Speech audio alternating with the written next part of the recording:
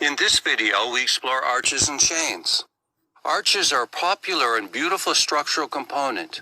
If you know where to look, you can find them in bridges, buildings, tunnels, wells, dams, and many other places.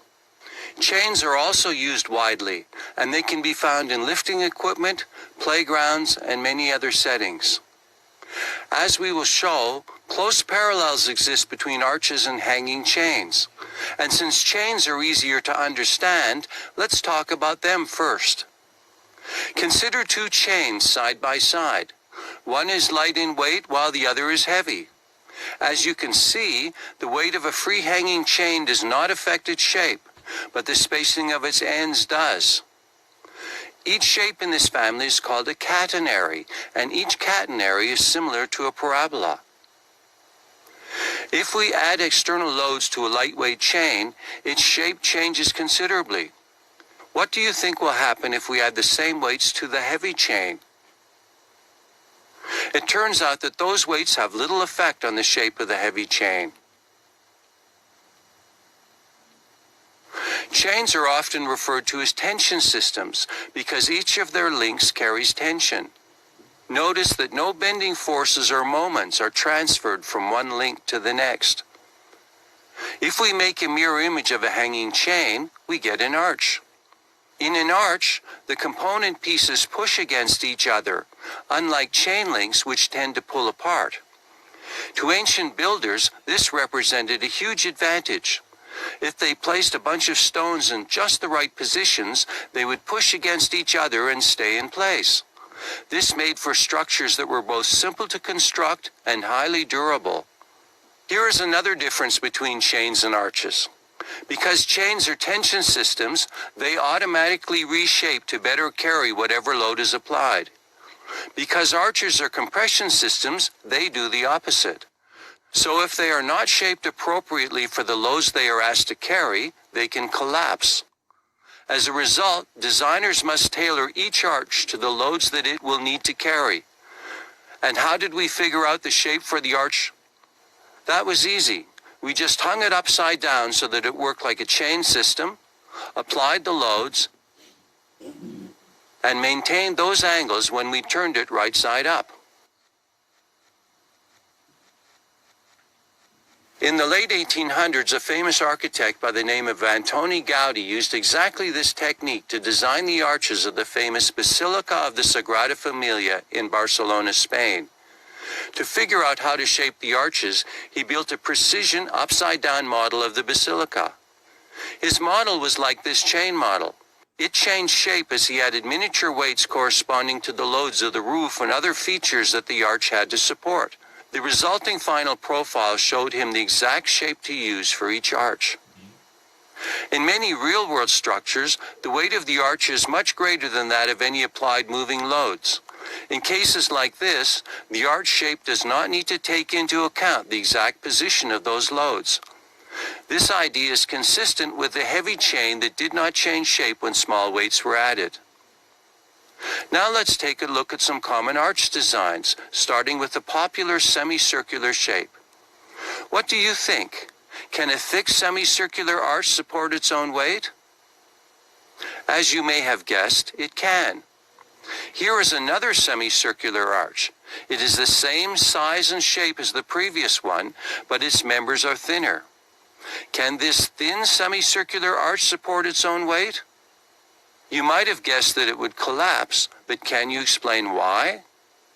To make you think even harder, suppose we modify the ends of this thin arch so that they lean further outwards. Can the new shape support its own weight? It can, but are you able to explain this curious result? The mystery of which arches will stand under their own weight and which will not can be resolved with the aid of hanging chains.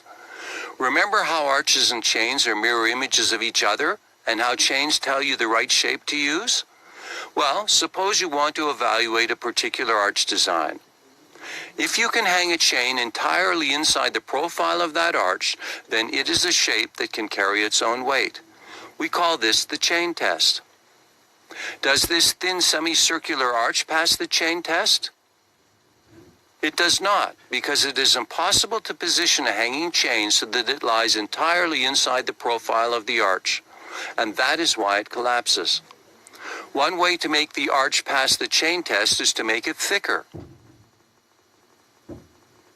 Another solution would be to change the shape of the arch so that it follows the chain shape. For this arch, we could do that by tilting the bottom pieces of the arch outwards. As you can see, when the arch shape follows the chain, it stands up just fine.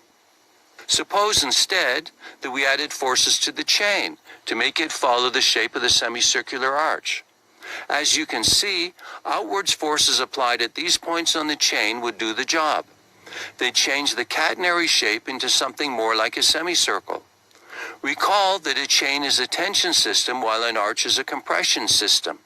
Thus, we have to reverse those external chain forces when applying them to the arch. When the appropriate forces are applied to the arch, it stands, and if we take them away, it falls. The forces acting on the ends of an arch are also important to its stability, and it is easy to demonstrate this fact. If you prop your head on your hands and place your elbows apart like this, you might be able to feel the forces that are keeping your elbows in place. Those forces have a vertical component, which you can feel as the table pushing up on your elbows. They also have an inwards horizontal component that is carried by friction between your elbows and the table. You'll notice that these forces change depending on the position of your elbows. When your elbows are closer together, the forces become more vertical, and their horizontal components become smaller. However, if you move your elbows further apart, you will discover that the horizontal forces increase. In doing these tests, it is important that you not use the muscles in your arm to stop your elbows from moving outwards. If you spread your elbows wide enough, the horizontal forces needed to support your elbows can become greater than the available friction forces, and your model arch collapses. Adding a rubber mat can increase the friction forces available at your elbows and thereby prevent collapse. Arches can take many shapes, from tall and narrow to shallow and wide. And shallow arches like this one can often carry a surprising amount of load if their supports provide sufficient horizontal forces. In the real world, arch supports are often angled so as to better transfer these horizontal forces.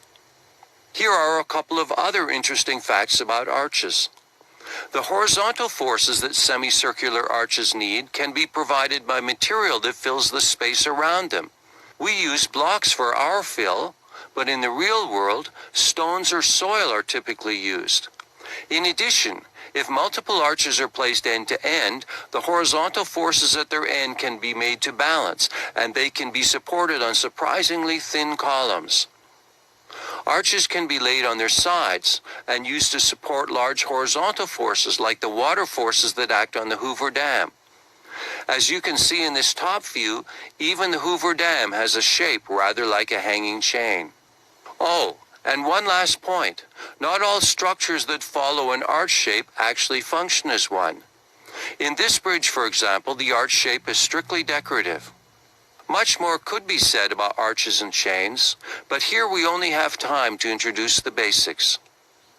As our team worked on this video, we actually learned quite a bit about arches